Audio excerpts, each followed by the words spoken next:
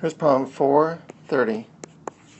A football is thrown upward at a 30-degree angle to the horizontal. To throw a 40-meter pass, what must be the initial speed of the ball? So, we're going to throw a ball with some initial speed that we wish to find, and it's going to go through a displacement in the x direction of 40 meters. And our angle of launch is 30 degrees. So if we look in the x direction, what do we know? Well, we would know that displacement is equal to our initial velocity in the x direction times time plus 1/2 acceleration in the x direction times time squared, but we have no acceleration in the x direction.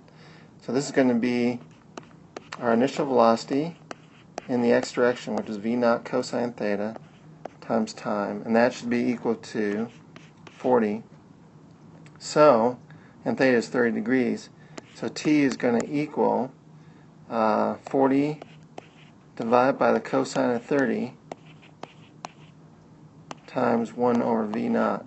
So this is going to be equal to 46.2 over v0. That's our time. Nice to know. If we look in the y direction, why not? We have v0 y is equal to v0 sine theta, which would actually be equal to v0 divided by 2, because the sine of theta is 1/2, or sine of 30 degrees. We have an acceleration of a negative 9.8. Our displacement ultimately is going to be 0. So we have displacement is equal to initial velocity in the y direction times time plus 1/2 acceleration in the y direction times time squared. And so we have 0 is equal to v0 divided by 2 times time plus 1/2 times a negative 9.8 times time squared. So it's true that v0 divided by 2 times time is equal to 4.9 t squared. One of the t's cancels out, and we get that v0 is equal to 9.8 t. Alright, we'll sub in t from our first equation.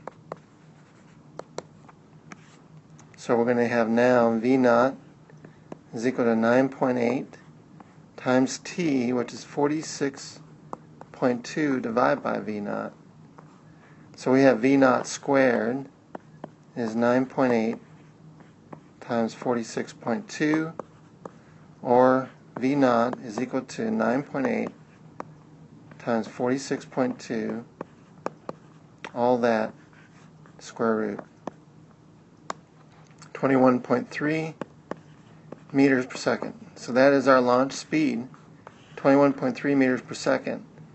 You know, there's an easier way. If you happen to know the range formula, you would have that the range is equal to v0 squared sine 2 theta over g, and you could solve this for v0. So v0 will equal g times r over the sine of 2 theta, all this square root, and that would be 9.8 times 40 over the sine of 60 degrees, 2 times 30, all this square root, and that's equal to 21.3 meters per second. A lot easier, but not as much fun. And if you didn't happen to remember the range formula, then you'd be in trouble. So it's always nice to be able to do things kinematically. If you happen to remember this range formula, it's only a unique case where you're actually landing at the same level as you launched from. But so that's one reason why I don't stress this formula.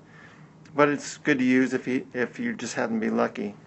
So either way works.